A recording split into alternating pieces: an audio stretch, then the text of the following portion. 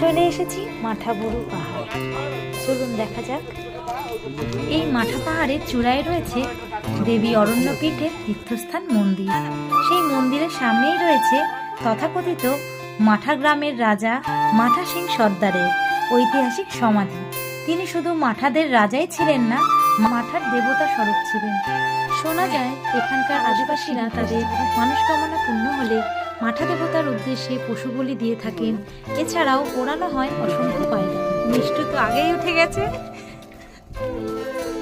বাকিরা আসছে, কিছু লোক আগে গেছে।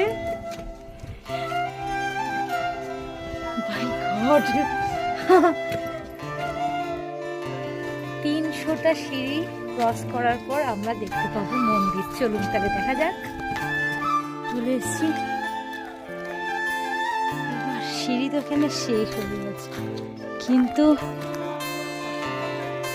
এবার যাবে কেমন করে পাহাড়।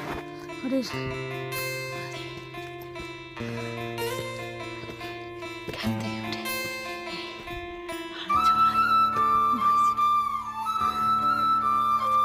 300টা সিঁড়ি পার করেই এতটা হাঁপিয়ে গিয়েছি যে এই পাথরের পথ আর যেতে পারছি না। গলা শুকিয়ে আসছে এবং হাঁপিয়ে যাচ্ছি। দেখা যাক কতটা যেতে পারি।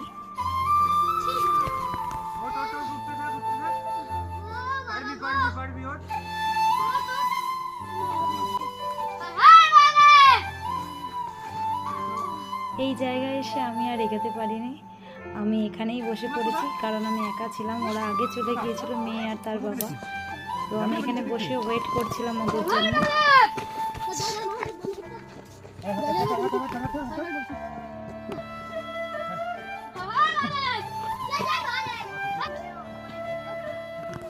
এই হলো সেই মাঠাবুরু পাহাড়ের চূড়া। আমি তো যেতে পারিনি, তবে মেয়ে আর তার বাবা গিয়েছিল।